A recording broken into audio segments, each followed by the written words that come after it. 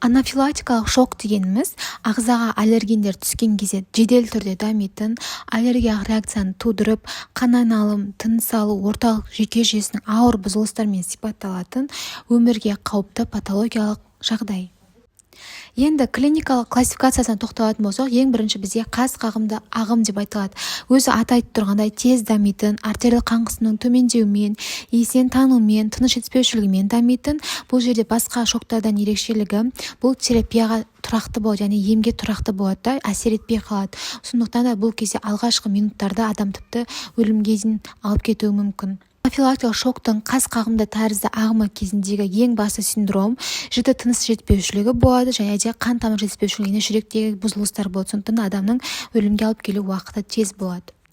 Бұл жіті тыныс жетіспеушілігі кезінде әлсіздік пайда болады, және де кеудені қысқан тәрізді ауа жетіспеу синдромы, мазалау сезімі, жөтел, экспираторлы ентігулер, бастың ауруы, жүрек аймағындағы ауырсыну және де өлімнен қорқыныш сезім пайда болады.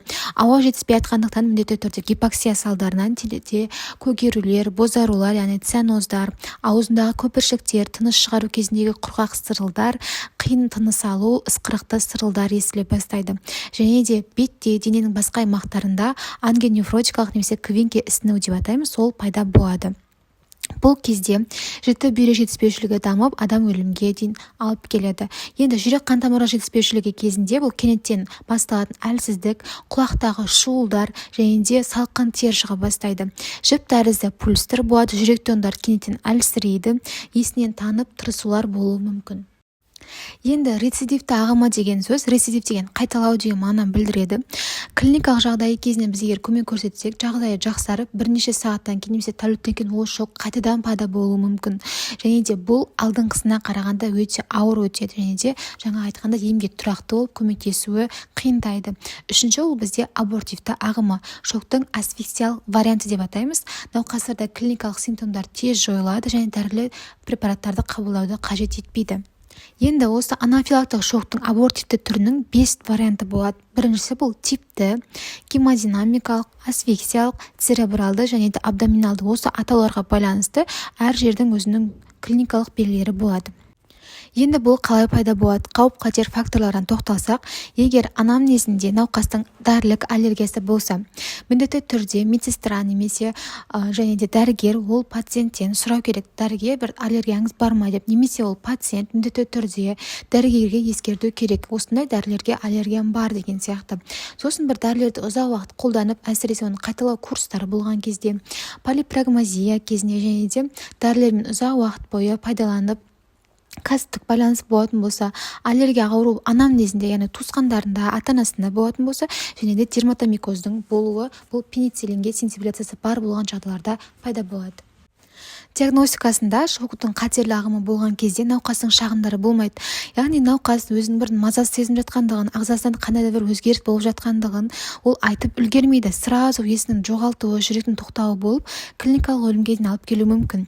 Енді жаңа біз айттық 5 түрі бар деп, осының әрқайсының симптомдардан тоқталсақ, тері жабындысының өзгеруі, қызарулар, яғни гиперемия болуы мүмкін, немесе гипоксия залдарынан көгеру, цианоздар болуы мүмкін. Әртүрлі экзантемалар, қабақ, бет, мұрын аймақтарының ісінулері, жаңа айтқандай квинке ісіну болады, суық тер болады, түс көру, жөтелу, қышу сезімдері, көзден жас ағу, құсулар және де тіпті түрлі құрысулар, яғни судороги беруі мүмкін. Науқас өлімнен қорқу сезімін айтады және де еріксіз зәр, нәжіс, газ бөлінуі мүмкін. Енді гемодинамикалық түрінде өз айтып тұрғанда қан айналым жүйесіне өзгеріс болады да, жіп тәрізді пульстың болуы, тахикардия, жүрек тондарын тұйықталуы, артерия қан қысымының төмендеуі және де көз қарашығының реакция жоқтығы, яғни жарыққа реакциясы болмайды. Асфиксиялық кезінде ең басты нәрсе бұл жіті тыныс жетіспеушілігі.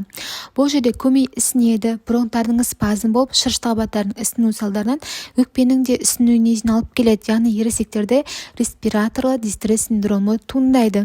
Церебральды кезінде орталық нерв жүйесіне өзгерістер болады, яғни қозғыштық, есінен тану, жедел ми ісінулері, эпилептикалық статустың жаңағы айтқанда судорогилардың туындауымен. Ал абдоминальды деп айтып тұрғанда жедел іш симптомы болады, құрсақ үсті аймақтың ішінің барлық жері ауырады, құсу және де үлкен дертке шығулар кездеседі. Шоктың екі фазасы болады: эректильді фазасы және де торпидті фазасы. Эректильді фазасы бұл 20-30 минутқа дейін созылады және де екі синдроммен көрініс береді: церебралды және де кардиоваскулярлы. Ал торпидті фазасы бұл шынайы шок болып саналады. Барлық патогенездік механизмдер қосылу салдарынан бірнеше сағатта науқас өлімге дейін алып келеді.